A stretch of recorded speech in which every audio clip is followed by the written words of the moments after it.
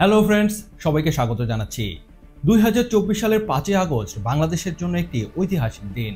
আজ থেকে ঠিক এক মাস আগে এই দিনেই ব্যাপক আন্দোলনের মুখে আওয়ামী লীগ সরকারের পতন হয়। 15.5 বছর দেশ শাসন করার পর শেখ হাসিনাকে বিদায় নিতে হয় এক নায়ক হিসেবে। ছাত্র জনতার ক্রোধ থেকে বাঁচতে তিনি দেশ ছেড়ে ভারতে পালিয়ে যান। এখনো তিনি ভারতেই অবস্থান করছেন। But right now, it's been a day of enormous upheaval in Bangladesh, where after weeks of protests and violent clashes, the Prime Minister Sheikh Hasina has resigned and fled the country. These pictures show the moment she boarded a helicopter to leave the capital, Dhaka. নতুন উদার গণতান্ত্রিক বাংলাদেশ গড়তে doctor ইউনূসের নেতৃত্বে গঠিত হয় অন্তর্বর্তীকালীন সরকার। 2024 সালের 8 August অন্তর্বর্তীকালীন সরকারের প্রধান উপদেষ্টা হিসেবে শপথ নেন ডক্টর মোহাম্মদ ইউনূস। তার সাথে আরো 16 জন সহ মোট 17 জন উপদেষ্টা নিয়ে শুরু হয় অন্তর্বর্তীকালীন সরকারের যাত্রা। যাত্রা শুরুর মাত্র 9 দিন পর নতুন আরো 4 জন উপদেষ্টা নিয়োগ করা হয়। নতুন এ 4 জন সহ অন্তর্বর্তীকালীন সরকারের উপদেষ্টার সংখ্যা দাঁড়ায় 21-এ। শেখ হাসিনা সরকারের পতন তো হয়, কিন্তু অন্তর্বর্তীকালীন সরকারের জন্য বিশাল চ্যালেঞ্জ সামনে নিয়ে আসে। ছাত্র জনতার বিশাল প্রত্যাশা পূরণ, দুর্নীতি দমন, স্থিতিশীলতা রক্ষা, আইন শৃঙ্খলার পরিস্থিতির উন্নতি, অর্থনৈতিক অবস্থার উন্নয়ন ও সর্বোপরি একটি অবাধ ও সুষ্ঠু গণতান্ত্রিক নির্বাচনের পরিবেশ তৈরি ইত্যাদি ছিল নতুন সরকারের প্রধান চ্যালেঞ্জ। আর এই চ্যালেঞ্জ মোকাবিলায় বাংলাদেশের সাধারণ জনগণ অবাধ সমর্থন ও শক্তি দেয় নতুন অন্তর্বর্তীকালীন সরকারকে। কিন্তু অতি দুঃখের সাথে বলতে হচ্ছে, মাত্র এক মাসেই ব্যর্থ হতে চলেছে ইউনূস সরকার। আমি জানি অনেকেই আমার সাথে একমত হবেন না। আপনারা বলতে পারেন এক মাস কোনো সময়ই না, এক মাসেই আমি ইউনূস সরকারকে ব্যর্থ বলতে পারি না। ইংরেজিতে একটি প্রবাদ আছে, মর্নিং শোজ দ্য ডে, অর্থাৎ দিনটি কেমন যাবে তা সকালে সূর্য দেখেই বোঝা যায়। ঠিক তেমনি এই অন্তর্বর্তীকালীন সরকার কোন দিকে যাচ্ছে তা তাদের শুরু দেখেই বোঝা যাচ্ছে, আর সেটি হলো ব্যর্থতা। কিন্তু এখন সবচেয়ে বড় প্রশ্ন, এত জনসমর্থন থাকা সত্ত্বেও কেন ব্যর্থ হচ্ছে ইউনূস সরকার? তাই আজ জানার চেষ্টা করব এই ভিডিওটিতে।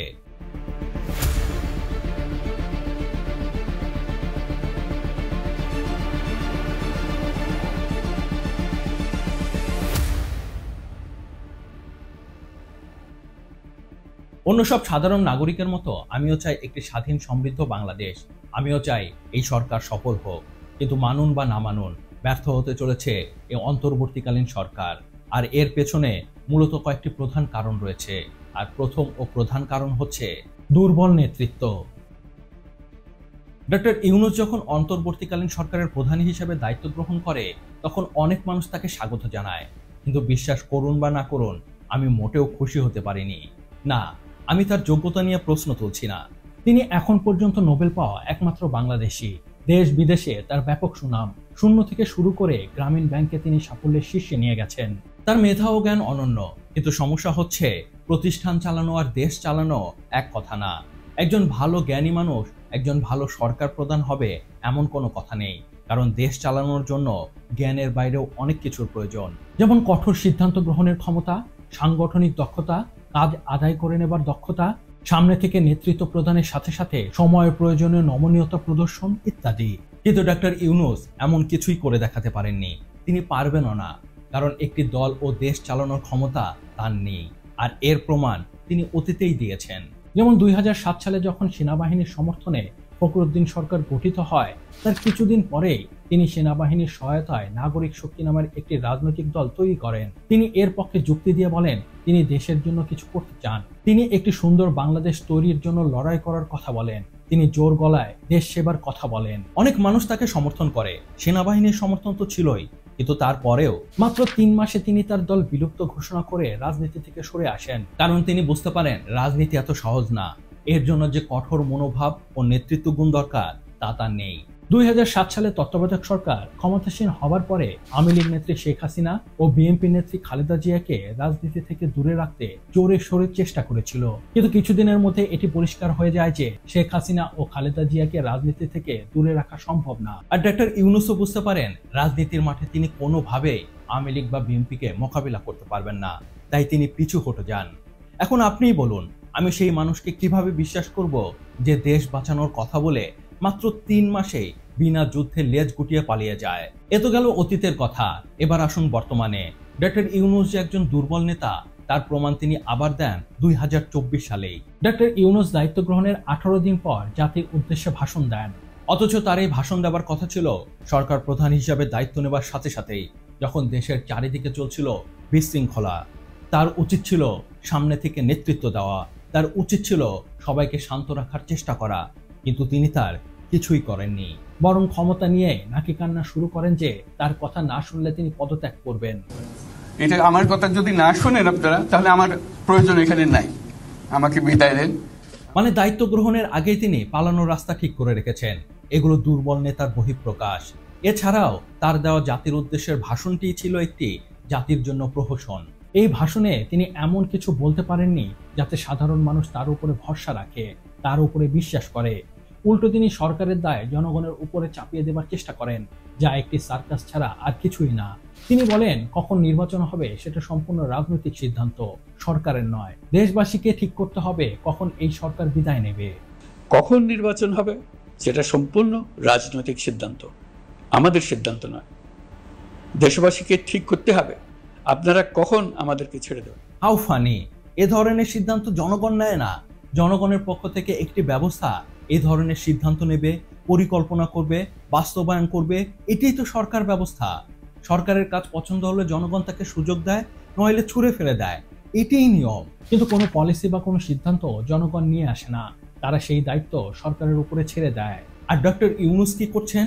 সকল দায় জনগণের উপরে চাপিয়ে দেবার চেষ্টা করছেন।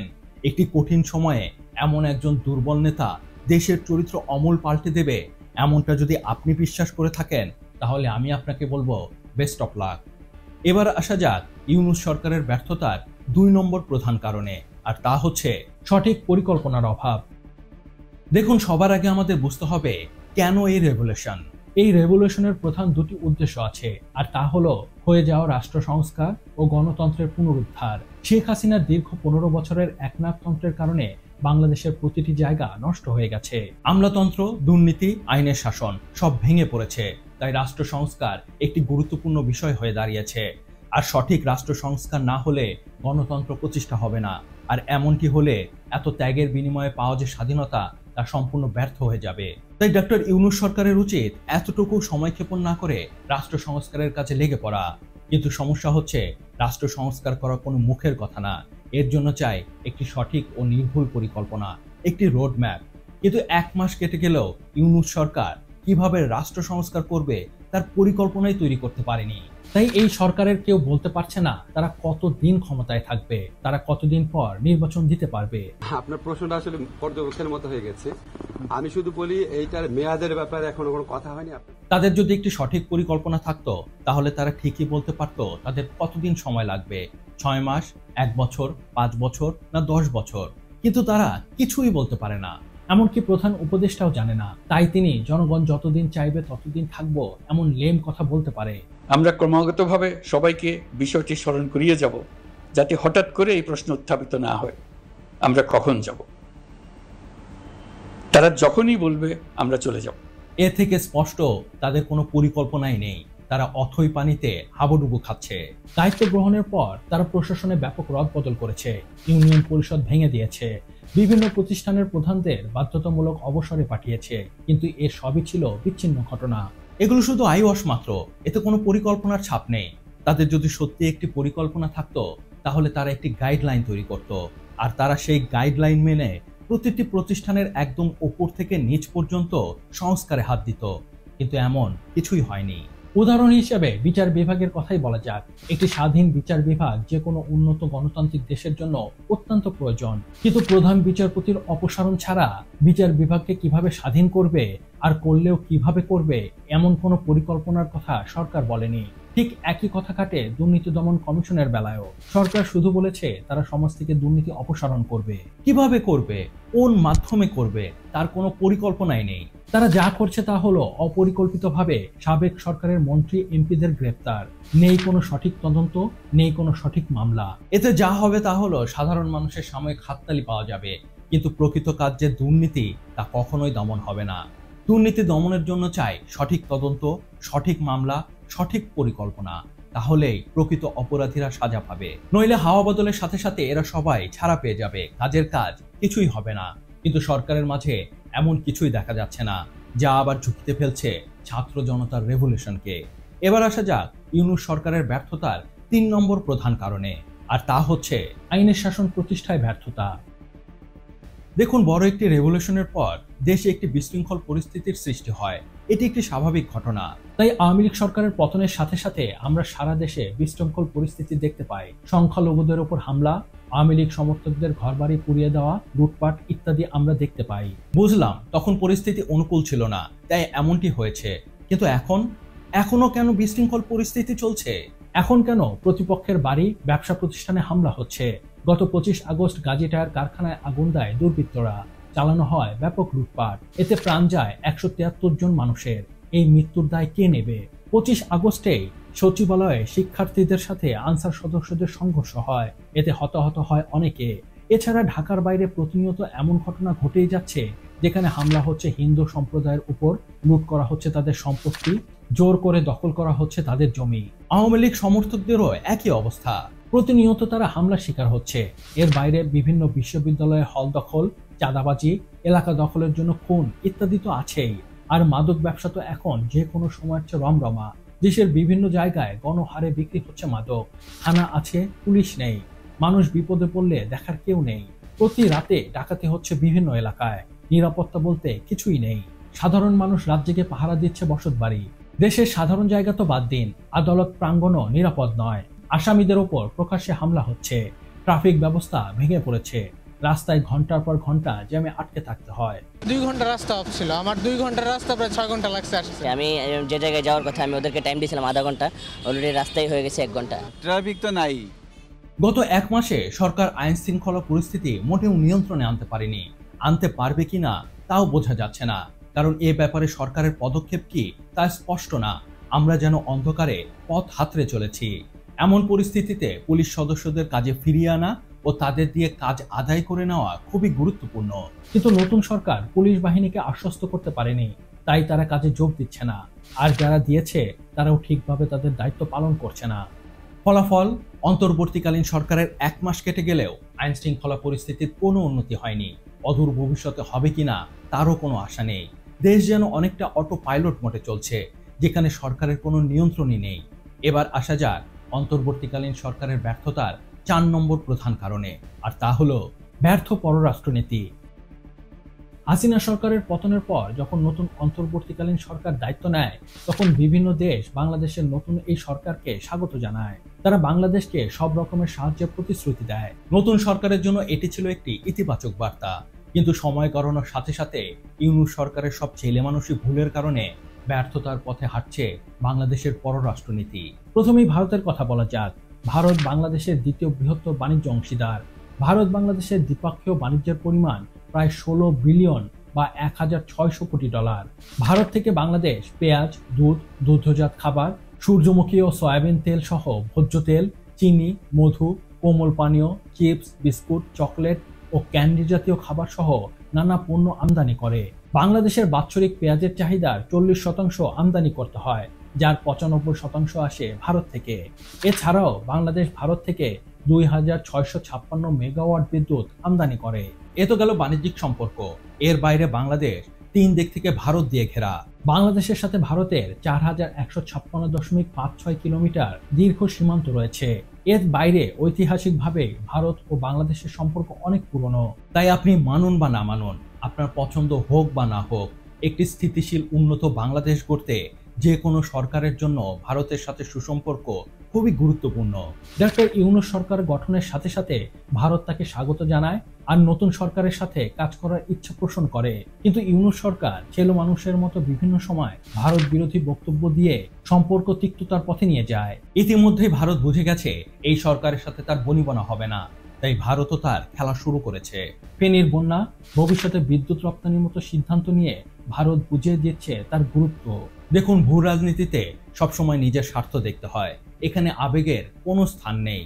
কূটনৈতিক সাফল্য পেতে কখনো কখনো তিক্ততার বিষ পান করে শত্রুর সাথে হাত মেলাতে হয়, একেই বলে আর্ট অফ ডিপ্লোম্যাসি। কিন্তু ইউনূস সরকারের অনভিজ্ঞতা ও হঠকারী আবেগের কারণে ভারতের সাথে তাদের সুসম্পর্ক শেষের পথে। বাংলাদেশের মানুষ এই বিষয়টি নিয়ে, শিক্ষার্থী এবং জনগণ ভারতের এই নীতি নিয়ে কিন্তু ক্ষুব্ধ। এতে ভারতের না যত ক্ষতি হবে তার চেয়ে অনেক বেশি ক্ষতি হবে বাংলাদেশের। এবার আসা যাক চীন প্রসঙ্গে। বর্তমানে চীন বাংলাদেশের সবচেয়ে বড় বাণিজ্য অংশীদার। বাণিজ্য মন্ত্রণালয়ের তথ্য অনুসারে বাংলাদেশের সঙ্গে চীনের দ্বিপক্ষীয় বাণিজ্য 24 বিলিয়ন বা 2400 কোটি ডলারের। বাংলাদেশ বিনিয়োগ উন্নয়ন কর্তৃপক্ষের তথ্য অনুসারে সর্বশেষ 2022-23 অর্থ বছরে বাংলাদেশের চীনের বিনিয়োগ এসেছে 9,32,00,000 ডলার। এর বাইরে বাংলাদেশের বিভিন্ন মেগা প্রকল্পে চীনের বিনিয়োগ রয়েছে, তাই চীন বাংলাদেশের জন্য গুরুত্বপূর্ণ। কিন্তু সমস্যা হচ্ছে চীন চাইলেও ইউনূস সরকারকে খুব বেশি সহায়তা করতে পারবে না, কারণ চীন সবার আগে ব্যবসা দেখে। আর চীন জানে এই সরকার একটি অসাংবিধানিক সরকার।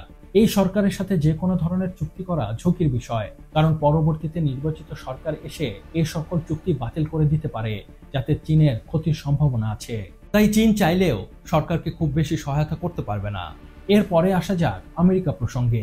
গত কয়েক বছর থেকেই আমেরিকার সাথে বাংলাদেশের সম্পর্ক খুব একটা ভালো যাচ্ছিল না। এর প্রধান কারণ আমেরিকা কোনোভাবেই হাসিনা সরকারকে চীন রাশিয়া বেল্ট থেকে বের করে আনতে পারেনি। আমেরিকা বিভিন্ন সময় চেয়েছে বাংলাদেশ চীন বিরোধী কোয়াড গ্রুপে যোগ দিক আর রাশিয়ার সাথে সম্পর্ক ছিন্ন করুক, কিন্তু বাংলাদেশ রাজি হয়নি। বাংলাদেশ সবসময় নিরপেক্ষ থাকার কথা বলে এসেছে। এছাড়া সেন্ট মার্টিনের সামরিক ঘাঁটি করার বিষয়টি তো আছেই। তাই ডক্টর ইউনূস আসার সাথে সাথে আমেরিকা ও বাংলাদেশ উভয়ে খুশি হয়েছিল। বাংলাদেশের সাধারণ জনগণ মনে করেছিল আমেরিকাকে দিয়ে ভারত ঠেকানো যাবে। আর ইউনূসের সাথে যেহেতু আমেরিকার ব্যক্তিগত সুসম্পর্ক আছে, তাই সহজেই আমেরিকাকে পাশে পাওয়া যাবে। কিন্তু সমস্যা হচ্ছে আমেরিকার যে চাহিদা, তাই ইউনূস সরকারের পক্ষে কখনোই পূরণ করা সম্ভব না। চীন ও ভারতকে পাশ কাটিয়ে শুধু আমেরিকার সাথে সুসম্পর্ক কোনোভাবেই সম্ভব না। আর সেন্ট মার্টিনের সামরিক ঘাঁটি প্রশ্নই আসে না। বাংলাদেশের সাধারণ মানুষ কখনোই তা মেনে নেবে না। তাই আমেরিকাও বুঝে গেছে ইউনূস সরকারের দোর, তাই সেও এখন বাংলাদেশের নতুন সরকারের সাথে দূরত্ব বজায় রেখে চলেছে। তাই আপনি খেয়াল করলে দেখতে পাবেন বর্তমানে আমেরিকা হোয়াইট হাউস থেকে বাংলাদেশ সম্পর্কে ব্রিফিং দেওয়া বন্ধ করে দিয়েছে। এর বাইরেও ইউনূস সরকারের পররাষ্ট্রনীতি কতটা অপরিপক্ক, কতটা ছেলে মানুষেতে ভরা, তার একটি উজ্জ্বল দৃষ্টান্ত প্রধান উপদেষ্টার প্রথম বৈদেশিক সফরের ঘোষণা। দেখুন, যে কোনো দেশের নতুন সরকার আসার সাথে সাথে সেই দেশের সরকার প্রধান তার প্রথম বিদেশ সফর এমন দেশে যান যেটি তার মিত্র রাষ্ট্র বা তার দেশের জন্য গুরুত্বপূর্ণ, যাতে দ্বিপক্ষীয় সম্পর্ক উন্নতি হয়। কিন্তু প্রধান উপদেষ্টা কোথায় যাচ্ছেন? থাইল্যান্ডে। এর থেকে চীন, ভারত বা আমেরিকা সফর করে নতুন বাংলাদেশ গড়ার জন্য সহযোগিতা চাওয়া কি বুদ্ধিমানের কাজ ছিল না? এ থেকে স্পষ্ট এই সরকারের পররাষ্ট্রনীতি কতটা ব্যর্থ। এবার আসা যাক এই সরকারের ব্যর্থতার 5 নম্বর প্রধান কারণে, আর তা হলো অর্থনৈতিক দুরবস্থা। দেখুন, অর্থনৈতিকভাবে বাংলাদেশ একটি কঠিন সময় পার করছে। ব্যাংক ব্যবস্থা প্রায় ভেঙে পড়েছে। এমন অবস্থায় সরকার ঘোষণা দিয়েছে মানুষ একসাথে 2 লাখ টাকার বেশি ব্যাংক থেকে ওঠাতে পারবে না। দেশের বৈদেশিক অর্থ উপার্জনের প্রধান খাত গার্মেন্টস শিল্প বিপর্যস্ত। অনেক প্রতিষ্ঠানের কাজ হাতছাড়া হয়ে গেছে, তাদের কাজ চলে যাচ্ছে অন্য দেশে। এছাড়া বিভিন্ন প্রতিষ্ঠানের কর্মীরা প্রায় প্রতিদিন বিভিন্ন দাবি দাওয়া নিয়ে প্রতিষ্ঠানের বিরুদ্ধে আন্দোলনে যাচ্ছে, ফলে চালু হচ্ছে না কলকারখানা। এছাড়া মুদ্রাস্ফীতি তো আছেই, প্রতিনিয়ত বাড়ছে নিত্যপণ্যের দাম। এর সাথে শুরু হয়েছে বাজার দখল ও চাঁদাবাজি। একদিকে আয় কমে যাওয়া, অন্যদিকে মূল্য বৃদ্ধির ফলে সাধারণ মানুষের জনজীবন বিপর্যস্ত। আমি জানি এত সমস্যার সমাধানের জন্য 1 মাস কোনো সময়ই না। অর্থনৈতিক পুনরুদ্ধার একটি সময় সাপেক্ষ ব্যাপার। এর জন্য চাই একটি দীর্ঘমেয়াদী আর্থিক পরিকল্পনা। আর এই পরিকল্পনা নিয়ে সরকার, বেসরকারি প্রতিষ্ঠান, মালিকপক্ষ সবাইকে একসাথে কাজ করতে হবে। এক্ষেত্রে একটি ভালো উদাহরণ হতে পারে জার্মানি। দ্বিতীয় বিশ্বযুদ্ধে শুধু জার্মান অর্থনীতিই নয়, পুরো দেশ ধ্বংস হয়ে যায়।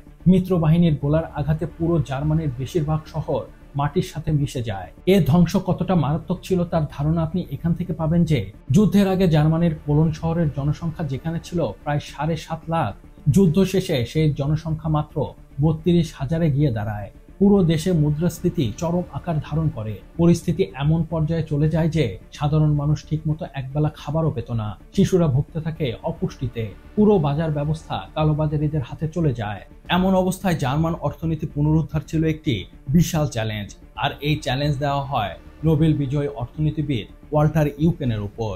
ভঙ্গুর জার্মান অর্থনীতিকে বাঁচাতে ইউকেন নিয়ে আসেন এমন একটি পলিসি যাতে জার্মানির ভাগ্য চিরতরে পাল্টে যায়। আর এই পলিসির নাম দ্য সোশ্যাল ফ্রি মার্কেট, যাকে বর্তমানে আমরা মুক্তবাজার অর্থনীতি হিসেবে চিনি। সোশ্যাল ফ্রি মার্কেট হচ্ছে এমন একটি বাজার ব্যবস্থা যেখানে বাজার ব্যবস্থার নিয়ন্ত্রণ হয় চাহিদা ও যোগানের ভিত্তিতে। মুক্ত বাজারের সাথে সাথে ইউক্রেন জার্মানির কেন্দ্রীয় ব্যাংককে সরকার থেকে আলাদা করে স্বাধীন করে দেয়, যাতে কেন্দ্রীয় ব্যাংক সরকারের চাপে মাথা নত না করে সঠিক আর্থিক নীতি বাস্তবায়নে মনোনিবেশ করতে পারে। এছাড়া তিনি বাজারের একচাটিয়া বাজার নিয়ন্ত্রণ করে এমন ব্যবসায়ীদের বিরুদ্ধে অবস্থান নেন ও একটি প্রতিযোগিতামূলক বাজার ব্যবস্থা প্রতিষ্ঠা করেন, যাতে সাধারণ মানুষ সর্বোচ্চ সুবিধা গ্রহণ করতে পারে। ইউক্রেনের এ উদ্যোগ এতটাই কার্যকর প্রমাণিত হয় যে খুব দ্রুত জার্মান যুদ্ধ বিধ্বস্ত দেশ থেকে একটি উন্নত রাষ্ট্রে পরিণত হয়। ইউক্রেনের এই ব্যবস্থা জার্মান ইকোনমিক মিরাকল হিসাবে ইতিহাসে স্থান করে নেয়। বাংলাদেশের ভঙ্গুর অর্থনীতি পুনরুদ্ধারে ইউক্রেনের মতোই পরিকল্পনা গ্রহণ করতে হবে, নিয়ে আসতে হবে নতুন নতুন সব পলিসি। কিন্তু বাংলাদেশ সরকার এখন পর্যন্ত এমন কোনো কিছু করেছে তা শোনা যায়নি। অর্থনীতি নিয়ে তাদের পরিকল্পনা কি তাও স্পষ্ট না। পরিকল্পনা তো দূরের কথা, সরকার এখন পর্যন্ত ব্যবসায়ীদের সাথে একটি মিটিং পর্যন্ত করেনি। দেখুন, একটি কার্যকরী গণতান্ত্রিক দেশ গড়তে স্থিতিশীল অর্থনীতি খুবই গুরুত্বপূর্ণ। সাধারণ গরিব মানুষের কিছুই যায় আসে না কে দেশ চালাচ্ছে, যতক্ষণ পর্যন্ত অর্থনীতি ঠিক থাকে। তাই আপনি খেয়াল করলে দেখতে পাবেন গত 15 বছরে আওয়ামী লীগের শাসন আমলে ভোটাধিকার না থাকলেও, মানবাধিকার না থাকলেও সাধারণ মানুষ সরকারের বিরুদ্ধে মাঠে নামেনি। কারণ যতই দুর্নীতির অভিযোগ থাক, এটি তো সত্যি গত 15 বছরে আওয়ামী লীগ সরকার বাংলাদেশকে একটি স্থিতিশীল অর্থনীতি প্রদান করেছিল, যা বাংলাদেশ আগে কখনো দেখেনি। তাই তাদের ক্ষমতা 15 বছর টিকে ছিল। আপনার কি মনে হয় এই সময়ে যদি অর্থনীতি ঠিক না থাকতো তাহলে আওয়ামী লীগ সরকার কি 15 বছর ক্ষমতায় থাকতে পারতো? কখনোই না। বন্দুকের মুখে যে ক্ষমতায় টিকে থাকা যায় না তার প্রমাণ তো আমাদের সামনেই। তাই অতি দ্রুত অর্থনৈতিক সংস্কারের কাজে হাত না দিলে ইউনূস সরকারের পতন অনিবার্য। আর আমি এর সম্ভাবনা খুব দ্রুতই দেখতে পাচ্ছি। এই 5টি প্রধান ব্যর্থতা ছাড়াও এই সরকারের আরো অনেক ব্যর্থতা আছে, যেমন সমন্বয়হীনতা। তাই আপনি খেয়াল করলে দেখতে পাবেন এক এক উপদেষ্টা এক এক সময় এক এক কথা বলে। এম শাখাওয়াত হোসেনকে স্বরাষ্ট্র মন্ত্রণালয় থেকে বদলি তার একটি অন্যতম উৎকৃষ্ট উদাহরণ। ফেনীর বন্যা পরিস্থিতি সামলাতে সরকার পুরোপুরি ব্যর্থ হয়েছে।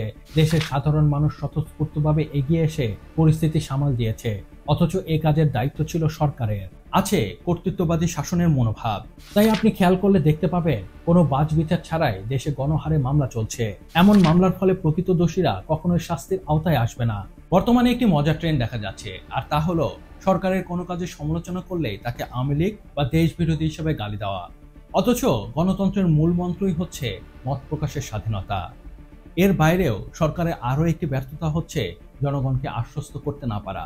তাই আমরা দেশের বিভিন্ন পেশাজীবীদের মাঝে বিদ্রোহ করার প্রবণতা দেখতে পাচ্ছি। সম্প্রতি ডাক্তারদের ডাকা সারা দেশে বিদ্রোহ একটি জলজ্যান্ত উদাহরণ। সরকার যদি ক্ষমতা নিয়ে জনগণকে আশ্বস্ত করতে পারত তাহলে এসব অহেতুক আন্দোলন থেকে তাদের বিরত রাখা যেত, কিন্তু এমন কিছুই হয়নি। আসলে এই সরকারের ব্যর্থতার লিস্ট এত লম্বা যে তা বলে শেষ করা যাবে না। আসল সত্য এটি যে এই সরকার প্রতিটি ক্ষেত্রে প্রতিটি জায়গায় দারুণভাবে ব্যর্থ হচ্ছে, যা আবার বিপদে ফেলছে বাংলাদেশের ভবিষ্যৎকে। আর এর ফলে সবচেয়ে বেশি উপকার হচ্ছে আওয়ামী লীগের। আমি তো অদূর ভবিষ্যতে আবার আওয়ামী লীগকে ক্ষমতায় দেখতে পাচ্ছি। এটি ছিল আমার মতামত। এই সরকার সম্পর্কে আপনার কি মতামত তা আমাকে জানিয়ে নিচে কমেন্টস করতে পারেন। আর হ্যাঁ, ভিডিওটি কেমন লাগলো তাও আমাকে জানাবেন। আর অবশ্যই সাবস্ক্রাইব করতে ভুলবেন না। আপনার একটি সাবস্ক্রাইব আমাকে অনেক বেশি উৎসাহিত করে নতুন নতুন কন্টেন্টের কোয়ালিটি ভিডিও তৈরি করার। ভালো থাকবেন, সুস্থ থাকবেন, ধন্যবাদ।